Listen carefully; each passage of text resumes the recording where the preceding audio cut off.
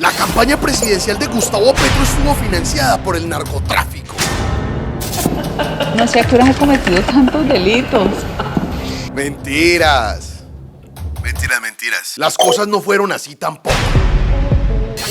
Nicolás Petro siempre ha sido un personaje político cuestionable. Como el mismo presidente ordenó, todas sus cagadas y o delitos tienen que ser investigadas por los entes correspondientes. Y aunque ineludiblemente esas cagadas afectan al gobierno, dejan en entredicho su legitimidad solamente porque él es el hijo del presidente. Y no podemos justificar nada porque es definitivamente la justicia quien debe actuar con celeridad sobre este proceso.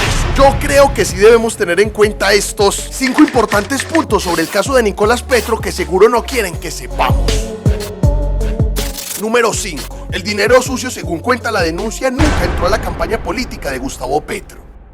Ya todos sabemos que Nicolás Petro fue acusado por Dey Velázquez, su ex esposa, de haber recibido dinero de empresarios y de personajes vinculados al narcotráfico en medio de la campaña presidencial del 2021, mintiéndoles y haciéndoles creer que con ese dinero estaban contribuyendo a la campaña presidencial de Gustavo Petro. El punto, como lo pudieron escuchar ahorita, es que Dey Velázquez ha sido enfática en afirmar que todo esto Nicolás Petro lo ha hecho a escondidas de su padre y que ese dinero nunca llegó a la campaña, sino que se lo guardó en sus propios bolsillos. Los nombres de los supuestos financiadores que resuenan aquí son el de Alfonso el Turco Ilzaca, investigado por sus nexos con el paramilitarismo, y Santander López Sierra, conocido como el hombre Malboro por sus vínculos con el contrabando. Es un escenario difícil porque, como ya dijimos, vaya de corrupción según la denuncia al hijo del presidente de la República, pero al mismo tiempo y paradójicamente la denuncia limpia a ese presidente, diciendo que su propio hijo es su traidor y todo este tiempo le había ocultado sus ingresos y sus relaciones con estos personajes. La cosa se agrava más cuando Dey Velázquez puede estar sencillamente inculpándose y mostrándose a sí misma como cómplice dentro de esa confesión, a pesar de que los medios, ya sabemos, casi no lo mencionan. Este es el primer punto que todos debemos tener aquí presente y valorar dentro del panorama político colombiano. El dinero sucio, según dice la misma anunciante, nunca entró a la campaña política ni estuvo en conocimiento de Gustavo Petro. Punto número 4. Este escándalo no tiene nada que ver con las reformas que propone el gobierno. Las cosas tenemos que decirlas como son. El actuar sumamente cuestionable de Nicolás Petro no es que solamente esté afectando de manera negativa al gobierno de Gustavo Petro, es que se está cagando en el país, porque ahora en todos los debates de las reformas necesarias que está proponiendo el gobierno para transformar áreas en específicas como la salud o la laboral, veremos a las porquerías de Miguel Polo Polo y María Fernanda Cabal mencionar siempre el caso de posible corrupción, claro, repugnante de Nicolás Petro, para intentar entorpecer de manera falaz y manipulativa esas reformas y proteger la acumulación de dinero estrepitosa y de dudosa procedencia de sus bolsillos y de los bolsillos de los clanes políticos tradicionales. Aquí el problema de Nicolás Petro, además de posible corrupción, en donde Dey Velázquez dice que recibió más de 1.000 millones de pesos y no los incluyó nunca en la campaña política, es un problema de ética.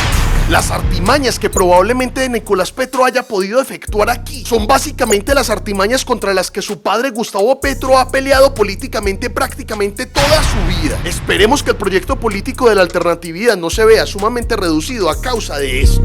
Número 3. A pesar de ser un escenario de mierda, ha habido respuestas contundentes del gobierno. Las palabras de Gustavo Petro fueron las siguientes: mi compromiso con Colombia y los colombianos es lograr la paz, y quien quiera interferir en ese propósito o sacar provecho personal de este no tiene cabida en el gobierno, incluso si son miembros de mi familia. Y a pesar de que este inevitablemente es un hueco profundo y oscuro, que la familia presidencial le monta al mismo presidente como un nuevo dolor de cabeza y un nuevo problema a solucionar, la luz al final del túnel es que la diferencia fundamental de este caso con casos como el de la ñeñe política o casos como el del proceso 8000, que en redes sociales han intentado compararlos, al ambos contar con dinero sucio del narcotráfico, de personas cercanas a la campaña presidencial, es que el presidente mismo con dignidad no ha salido en defensa de los acusados, aun siendo sus familiares, ni los ha exculpado, sino que por el contrario ha puesto todo el sistema del Estado a disposición de investigarlos y ponerles todo el peso de la ley en caso de que sean culpables. Eso no hizo Iván Duque, por ejemplo, cuando su madre salió salpicada en el caso de corrupción de los 90.000 millones. Eso no lo hizo nunca Álvaro Uribe, ni con sus hijos, ni con su hermano, ni con su primo, este último siendo ya condenado. Eso no lo hizo Ernesto Samper. Eso no lo hizo Duque tampoco con la calle de Asa y con sus compinches del Centro Democrático con la ñeñe política. Punto número 2. Este no es el primer episodio que salpica a Nicolás Petro. Debe responder ante la justicia.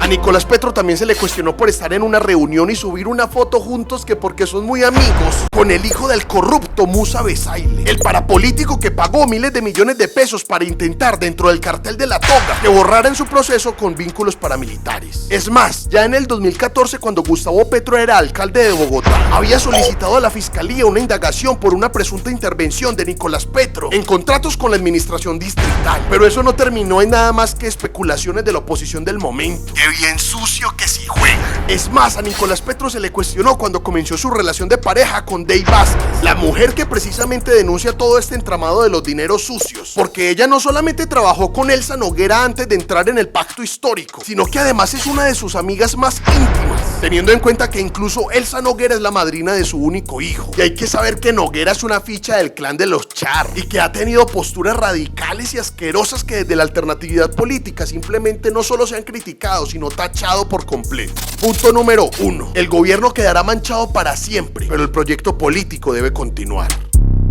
Aunque Petro le ordene a la fiscalía que investiguen a su hijo y a su hermano por supuestas relaciones que ellos pueden tener con narcotraficantes, esa mancha que va a afectar profundamente su reputación yo creo que nunca se va a borrar. Y sabemos que esa será la nueva bandera de intento de desprestigio y de manipulación en contra de cualquier reforma que proponga el gobierno, aunque no tengan nada que ver, por parte de personajes como Miguel Polo Polo, como María Fernanda Cabal, Miguel Uribe Turbay, para intentar generar indignación en la gente y entorpecer esos cambios y transformaciones necesarias en el país. ¿Quién iba a pensar que los principales verdugos y quienes más iban a afectar este proyecto político de manera mediática e incluso en algunas ocasiones hasta programática iban a ser parte de la propia familia del presidente? Pero la verdad es que fotografías como estas, nombramientos como estos y escándalos como estos otros no pueden seguir ocurriendo. El proyecto político alternativo en Colombia tiene que continuar. Sin embargo, quizás no debe continuar como ha transcurrido hasta ahora, sino que con certezas debe mejorar prominencialmente. Las sesiones con el establecimiento, en el caso de personajes como Roy Barreras y Mauricio Liscano, deben detenerse. Los ruidos de corrupción como el de Nicolás Petro y las malas decisiones que acomodan personajes como Verónica Alcocer no pueden permitirse más. Los malos pasos administrativos obedeciendo a burocracias por fuera del proyecto político, como la de la exdirectora del ICBF,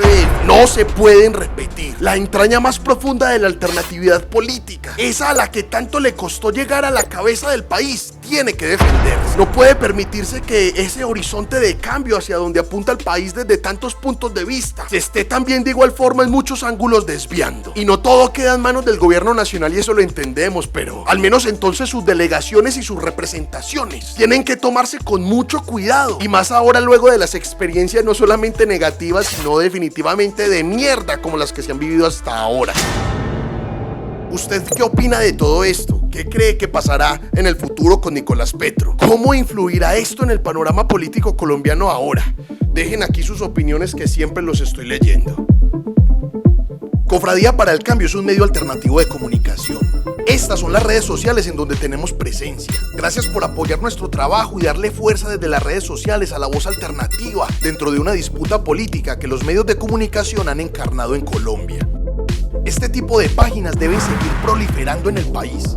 Anímese y haga su videíto, dé su propia opinión en redes sociales, exprese su punto de vista con libertad y respeto. La posibilidad de ser escuchados e incidir positivamente en el pensamiento de otra persona la tiene justo ahí, al frente de sus ojos.